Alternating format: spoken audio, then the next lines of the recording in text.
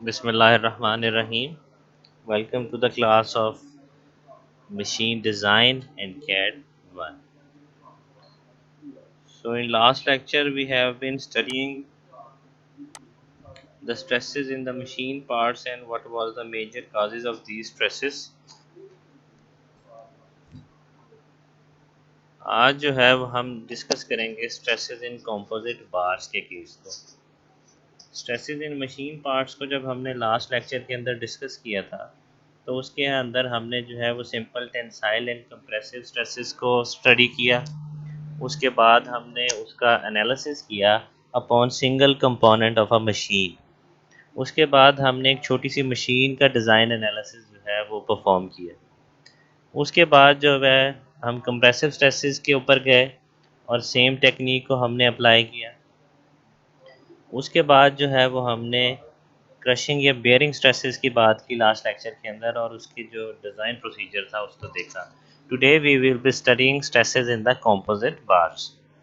A composite bar may be defined as a bar made up of two or more different materials joined together in such a manner that the system extends or contracts as a one unit when subjected to tension or compression. In case of composite bars, the following points should be kept in mind. Number one, the extension or the contraction of the bar being equal, यानी कि strain, and the deformation per unit length is also equal. The total external load on the bar is equal to the sum of load carried by two materials. अब ये सारी जो हमने अभी lines discuss की हैं इनका मतलब क्या है? इनका मतलब हमारे पास ये है कि एक कंपोजिट बार जो है ये आपको यहाँ पे शो किया गया है। This composite bar is basically N alloy, या ये आपके पास जो है वो दो मटेरियल्स का कॉम्बिनेशन है, मटेरियल 1 एंड मटेरियल 2। इसके अंदर दो चीज़ें एज्यूम की जाती हैं कि जब आप इसके ऊपर ये पी कोई भी लोड अप्लाई करते हैं, इनकी जब लेंथ इक्वल होगी, कोई भी लोड आप अप्लाई करेंगे, so as a result of that load जो डेफॉर्मेशन प्रोड्यूस होगी इन दोनों में, that deformation should be equal, यानी कि ये इक्वली कॉन्ट्रैक्ट और एक्सटेंड होंगे। ठीक है जी। The second is this load is equally divided between the component A of the composite bar and the component B of the composite bar, ये component 2 of the composite bar। तो ये जो P है 1 के लिए अगर हम इसको P1 कहेंगे तो this P1 would be equals to P by 2, यानी कि हाफ हो जाएगा उसका। और अगेन P2 की अगर हम बात करेंगे it would be also equal, ये हो जाएगा P by 2। तो P by 2 plus P by 2 जो है इक्वल हो जाएगा P के। तो ये जो लोड है ये भी इक्वली डिवाइड होगा। So consider a component bar made up of two different materials as shown in this figure, material 1 and material 2. This is the length of the bar and this is the load applied. P1 is basically the load carried by this section. ठीक है जी। Material 1 जो load आपका load carry कर रहा है that is P1। A1 आपके पास क्या है? Cross sectional area of bar 1। ये जो 1 है इसका जो एरिया होगा दैट इज A1। जो स्ट्रेसेस जनरेट होंगे आपके बार 1 के अंदर उसको आप रिप्रेजेंट करेंगे सिग्मा 1 के साथ, स्ट्रेसेस प्रोड्यूस इन बार 1। और क्योंकि मटेरियल 1 और है, मटेरियल 2 आपका एक डिफरेंट मटेरियल है, तो यंग्स मॉड्यूलस की वैल्यू भी जो है वो भी डिफरेंट होगी। So E1 is basically the Young's modulus for the bar 1। In similar fashion P2 ये लोड कैरिड बाय बार 2 हो जाएगा आपके पास। A2 क्या होगा? Cross sectional area of bar 2। Sigma 2 हमारे पास हो जाएगा स्ट्रेसेस प्रोड्यूस इन बार 2। और E2 जो है ये हमारे पास करस्पॉन्डिंग वैल्यू होगी Young's modulus for the material 2। और ये जो टोटल लोड है ऑफ कंपोजिट बार, ये जो P है that is represented by this capital P। Length of the composite bar is shown in this is L and the elongation और the compression यानी कि चेंज इन लेंथ जो है that is sigma L। चले जी, जैसे हमने दो एजम्पशंस की थी उसके अंदर हमने ये कहा था कि the second assumption the total load is the sum of the loads in bar 1 and bar 2। तो यहाँ से हम लिख सकते हैं कि P is equals to P1 plus P2। जो स्ट्रेसेस आपके पास प्रोड्यूस होंगे इन बार नंबर 1 वो आपके पास क्या होंगे? Sigma 1 divided by P1 A1 ये आपकी वैल्यू आ जाएगी। और इसी तरह जो स्ट्रेन डेवलप हो रहा होगा आपके फर्स्ट बार के अंदर, एप्सिलॉन की जो वैल्यू होगी वो होगी सिग्मा 1/E1। ये आपके पास स्ट्रेस है और ये यंग्स मॉड्यूलस है। तो स्ट्रेस आपके पास क्या हो जाएगा, P1/A1 E1। तो जो ये है ये आपके पास स्ट्रेन जनरेट हो रहा होगा इन बार 1 के अंदर। अगर आपने चेंज इन लेंथ निकालनी है या elongation of bar in bar 1 निकालनी है, तो वो आपके पास क्या हो जाएगी, चेंज इन लेंथ, ये आपके पास होता है सिग्मा L1/L। तो ये जो L है यहाँ पे जाके मल्टीप्लाई हो जाएगा, तो ये आपके पास चेंज इन लेंथ जो है सिग्मा L1 जो है that would be equals to P1/A1 L/E1। Same इसी तरह आपके पास एलोंगेशन ऑफ बार 2 यानी कि डेफॉर्मेशन या change in length of bar 2 जो है वो आ जाएगी सिग्मा L2 जो है ये आपके पास हो जाएगा P2/L A2E2। ठीक है, ये चेंज इन लेंथ आ गई आपके पास बार 2 की, और ये आपके पास चेंज इन लेंथ आ गई बार 1 की। तो अगर हम रिकॉल करें कि हमने कहा था in first assumption the extension or the contraction of the bar being equal, so the deformation per unit length would also be equal। इसका क्या मतलब होगा कि चेंज इन लेंथ की जो वैल्यूज हैं वो इक्वल होंगी, यानी कि sigma L1 would be equal to sigma L2। ठीक है जी, so sigma L1 is equal to sigma L2। Sigma L1 की जगह पे हम रख देंगे P1/L A1E1, और सिग्मा L2 की जगह पे हम लिख देंगे P2/L A2E2, और इन दोनों इक्वेशंस को जो है वो इक्वेट कर देंगे। यहाँ पे हमने क्या किया है कि इन दोनों इक्वेशंस को we have equated P1/L divided by A1/E1 that is equals to P2/L A2/E2। यहाँ पे P1 क्या था हमारे पास, लोड ऑन बार 1, L क्या था, बार 1 की जो लेंथ थी, क्योंकि दोनों की लेंथ इक्वल है तो हम L1 की जगह पे सिंपली L ही लिख रहे हैं। P2 हमारे पास क्या था कि लोड ऑन बार 2, और L अगेन उसकी लेंथ थी।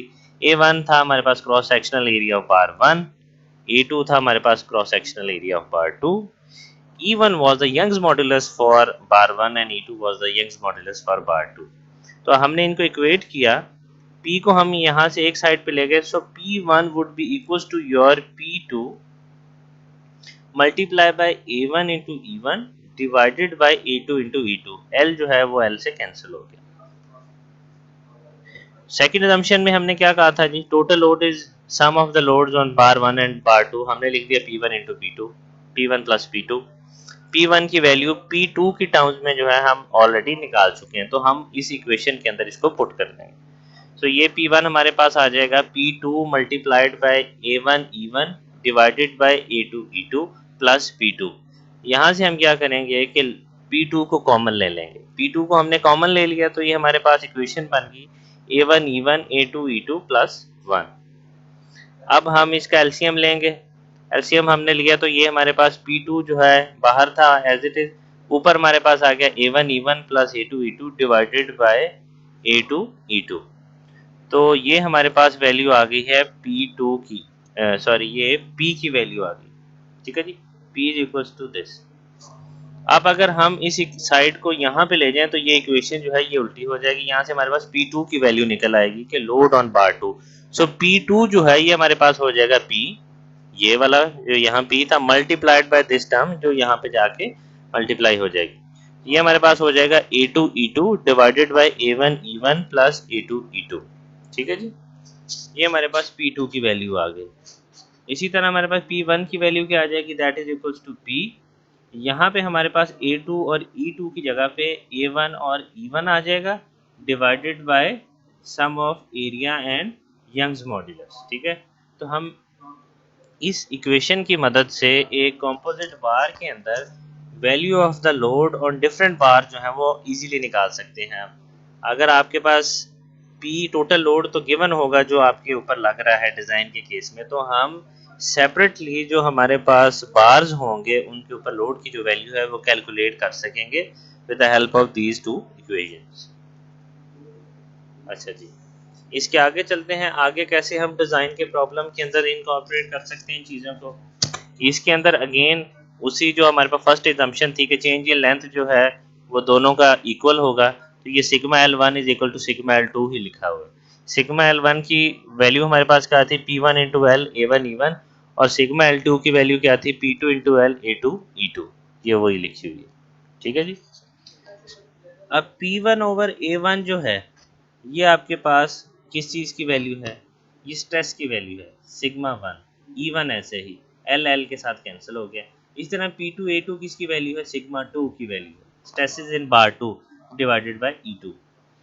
तो यहाँ से हम क्या लिख सकते हैं कि sigma 1 is equal to E1 over E2 multiplied by sigma 2, and similarly sigma 2 जो है that is equal to E2 over E1 multiplied by sigma 1। अब इन दो इक्वेशंस का मतलब ये है कि अगर आपके पास यंग मॉड्यूलस के मटेरियल की वैल्यू जो है वो गिवन है, या आप उसको डिज़ाइन डेटा बुक शीट से मैच कर रहे हैं, आपके पास मटेरियल्स मेंशन है, तो अगर आपको किसी एक के स्ट्रेस की वैल्यू पता है तो जो दूसरे बार के ऊपर स्ट्रेस की वैल्यू आ रही होगी, या जो स्ट्रेसेस जनरेट हो रहे होंगे due to the application of the load, design के केस में क्या करेंगे कि आप उसको निकाल सकेंगे कि स्ट्रेस की वैल्यू जो है वो इस तरह से आप फाइंड आउट कर सकते हैं।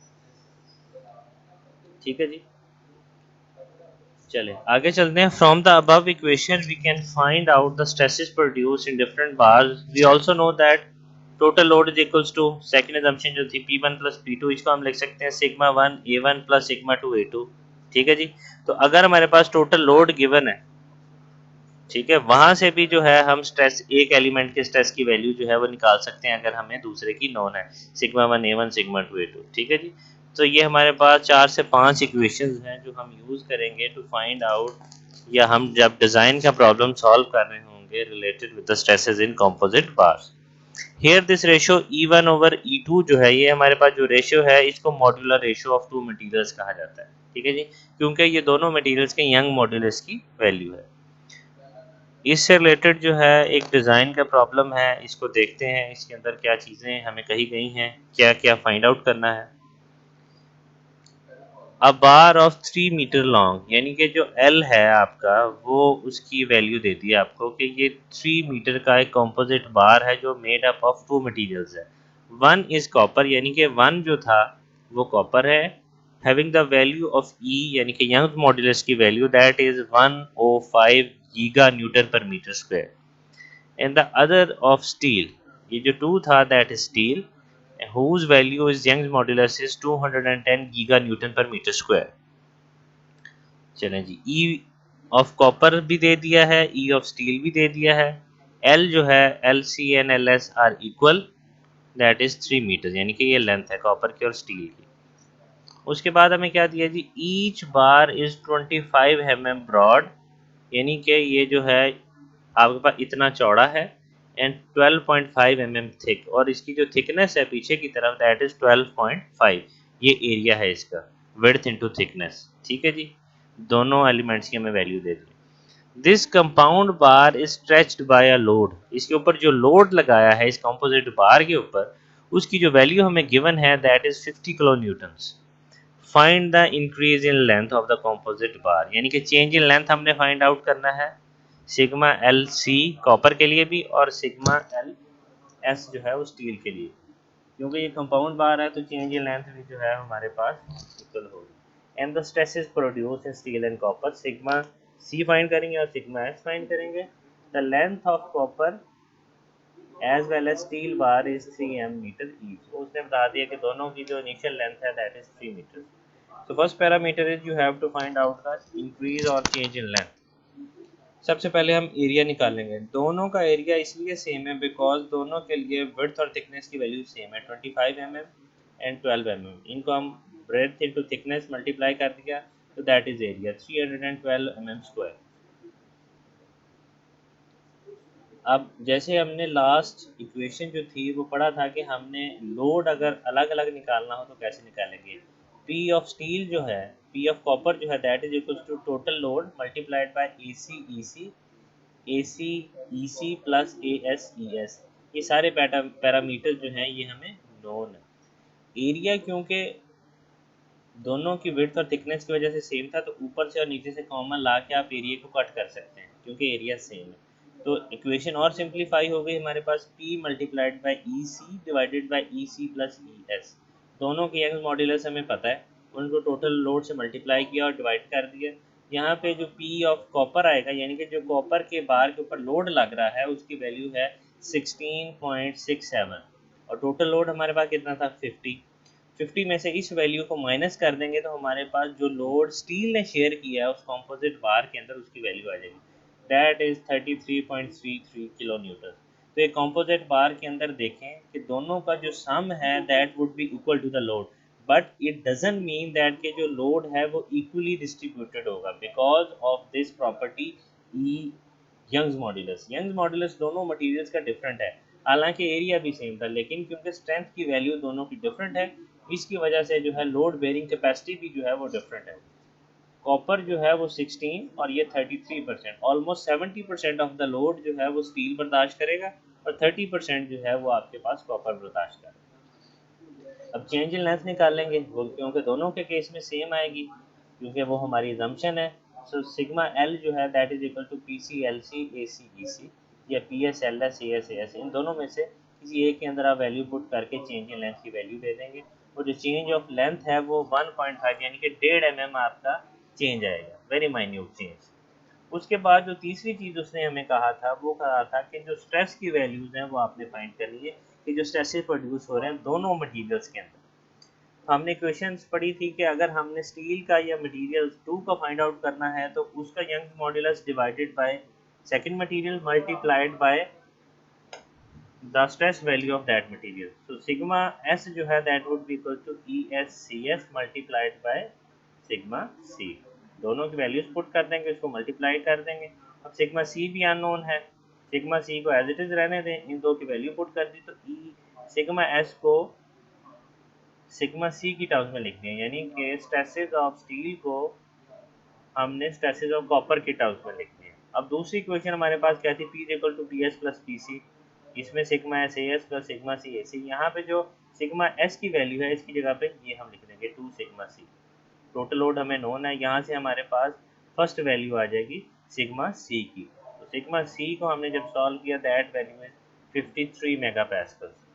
अब इसको जस्ट इस इक्वेशन में पुट करेंगे 53 मल्टीप्लाइड बाय 2 तो 106 मेगा पास्कल जो है ये लोड जो है, ये स्ट्रेस जो है ये आ जाएगा आपका स्टील के ऊपर। तो ये भी हमें बता रहा है कि लोड की वैल्यू कॉपर के ऊपर कम थी तो वहाँ पे स्ट्रेसेस भी कम प्रोड्यूस हुए, वो 53 मेगा पैस्कल से, और ऑलमोस्ट डबल जो है उससे स्ट्रेसेस प्रोड्यूस हुए हमारे स्टील के अंदर because it is standing with the maximum amount of the load from the whole. ठीक है जी। तो ये हमारा एक डिज़ाइन का problem related with the composite bar जो है वो कंप्लीट हुआ। इसके बाद एक ये आपकी होम असाइनमेंट है, आपने इस क्वेश्चन को जो है सॉल्व करना है। इसमें क्या है हमारे पास, we have a nut and a washer and there is a copper tube inside and this is basically a steel rod. इसके अंदर हमें कहा गया है a central steel rod 18 mm diameter passes through a copper tube. Steel bar और copper tube यानी कि दो आपके पास मटेरियल है जिससे कंपोजिट बार बनती है। ठीक है जी। The copper tube has 24 mm inside dia and 40 mm outside diameter as shown. ठीक है जी, ये और ये वाला। It is provided with the nuts and the washer at each end. The nuts are tightened until the stresses of 10 megapascal are set up in the steel. ठीक है जी। तो सिग्मा एस की वैल्यू जो है वो 10 मेगापास्कल दी है। The whole assembly is then placed in lathe and turn along half the length and the tube removes the copper to a depth of 1.5. Calculate the stresses now existing in the steel. Take ES equals to 2EC. तो जो lathe के ऊपर stresses generate हो रहे होंगे stress steel के अंदर वो हमने फाइंड आउट करना है इस केस में। यहाँ पे दोनों के यंग मॉड्यूलस के लिए रिलेशन दे दिया, E S is equal to 2 times of E C. E S और ई सी की वैल्यू लास्ट न्यूमेरिकल के अंदर दी हुई है, आपने वहाँ से ले लेनी है, नहीं तो आपने डिज़ाइन डेटा शीट से ले लेनी है दोनों मटेरियल्स की यंग मॉड्यूलस की value. So this is your home assignment. Next term is resilience. When a body is loaded with N elastic limit, elastic limit के अंदर जब भी आप किसी भी बॉडी को जो है वो लोड अप्लाई करते हैं it changes its dimensions and upon the removal of the load it regains to its original dimensions. ठीक है, तो उसके अंदर डिफ्लेक्शंस आती हैं और जैसे ही हम लोड को रिमूव करते हैं it tries to come back to its original dimensions. So as long as it remained loaded it has stored energy itself.